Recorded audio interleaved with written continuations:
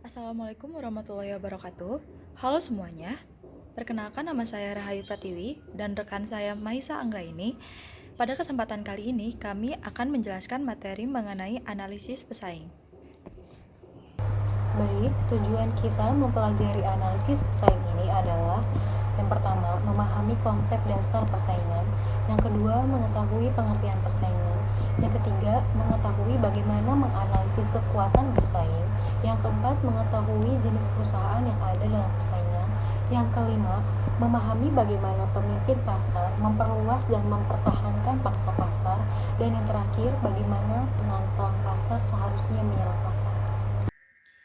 Dalam bisnis pasti akan ada persaingan. Bahkan apabila kita memproduksi barang yang benar-benar baru dan tidak ada di pasaran, maka apabila barang yang kita produksi diminati oleh konsumen, maka tidak akan lama kompetitor-kompetitor lain akan mengikuti. Sebagai contoh, ada perusahaan yang memproduksi sepeda motor matic dan laku keras di pasaran. Tidak lama setelah itu, merek-merek lain mengikuti untuk membuat produk sejenis. Sebagai contoh, ada perusahaan yang memproduksi sepeda motor matic dan laku keras di pasaran. Tidak lama setelah itu, merek-merek lain mengikuti untuk membuat produk sejenis. Baik, pengertian pesaing itu sendiri, menurut Kasmir 2006, pesaing adalah perusahaan yang menghasilkan atau menjual barang atau jasa yang sama atau mirip dengan produk yang kita tawarkan. Contohnya, motor Matic Yamaha dengan Honda, Aqua dengan Ades, mie sedap dengan Indomie, Pepsodent dengan Ciptaden, dan lain sebagainya. Baik, berikut ini adalah gambaran dari kerangka Porter 5 First Models. Analisis ini sangat penting dan relevan bagi organisasi untuk mengembangkan strategi kompetitif. Kita tahu bahwa setiap organisasi atau perusahaan dalam suatu industri pasti menghadapi persaingan.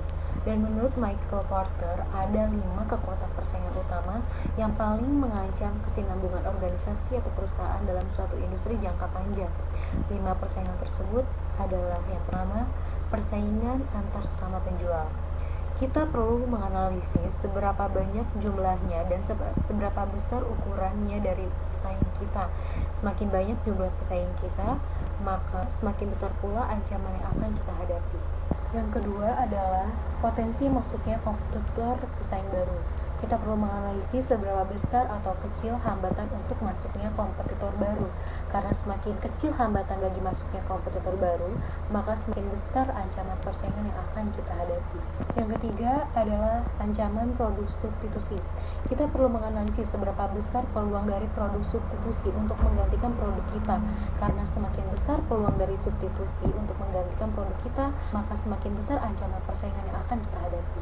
Yang keempat, ada kekuatan tawar pembeli. Kita perlu menganalisis seberapa tinggi kemampuan tawar pembeli untuk mempengaruhi harga dan cara-cara pembelian. Karena semakin tinggi kemampuan tawar pembeli untuk mempengaruhi harga dan syarat pembelian, maka semakin besar ancaman yang akan kita hadapi. Tadi sudah dijelaskan mengenai 5 keunggulan bersaing menurut Porter. Untuk dapat memenangkan persaingan, maka perusahaan harus menentukan mau seperti apa perusahaan tersebut. Tentu saja perusahaan ingin selalu menjadi nomor satu. Akan tetapi, tidak semua perusahaan dapat menjadi nomor satu. Pada kenyataannya akan sangat sulit untuk menjadi yang nomor satu, apalagi jika sebuah perusahaan yang baru bersaing dengan perusahaan yang sudah lama dan sangat dikenal oleh masyarakat. Anggap saja sebuah perusahaan air mineral baru yang harus berusaha mengalahkan Aqua sebagai merek nomor satu. Tentu hal itu akan menjadi sangat sulit. Oleh karena itu, jenis perusahaan dibagi menjadi 4, yaitu market leader, yang kedua market challengers, yang ketiga adalah market followers, yang keempat adalah market nichers. Market leader adalah pemimpin pasar yang mana menguasai sebagian besar pasar. Contohnya air mineral kita kenal dengan Aqua, lalu sepeda motor kita kenal Honda. Yang kedua adalah market challenger. Market challenger ini adalah penantang. Ia ingin menjadi merek nomor satu, akan tetapi belum bisa. Sebagai contoh sepeda motor yaitu Yamaha. Yang ketiga adalah market followers atau pengikut. Market followers ini ia tidak ingin menantang market leader karena akan dirasa sangat kesulitan dan tidak mampu. Oleh karena itu, market followers ini cenderung bermain aman. Ketika brand lain menaikkan harga, maka perusahaan yang tergabung dalam market followers ini juga akan menaikkan harga. Sebaliknya, jika merek lain menurunkan harga, maka perusahaan yang tergabung dalam market followers ini akan menurunkan harga juga. Yang terakhir adalah market niches. Market niches ini adalah market yang sama sekali tidak melawan pada market leader. Akan tetapi ia juga tidak ingin menjadi follower saja. Jadi, perusahaan yang tergabung dalam market niches ini hanya bermain di pangsa pasarnya sendiri yang cukup kecil dan memiliki penggemarnya sendiri. Kita ambil contoh sepeda motor Harley Davidson. Harley Davidson ini memiliki penggemarnya sendiri dan mereka tidak menantang merek lain seperti Honda, Yamaha, Suzuki karena ia memiliki pangsa pasarnya sendiri. Seorang marketing harus menentukan dan realistis apakah perusahaannya akan berada di nomor 1, pengikut, penantang, ataupun bermain di pangsa pasar tertentu saja. Oleh karena itu, setiap jenis perusahaan akan berbeda strateginya setiap masing-masing. Biasanya, perusahaan market leader akan mengambil strategi bertahan. Strategi bertahan itu maksudnya adalah agar konsumen tidak pindah ke produk lain. Entah itu dengan melakukan penelitian, pengembangan, maupun inovasi baru. Sebaliknya, jika perusahaan itu adalah perusahaan penantang, maka akan melakukan strategi menyerang, contohnya dengan menurunkan harga lebih rendah dibandingkan dengan market leader.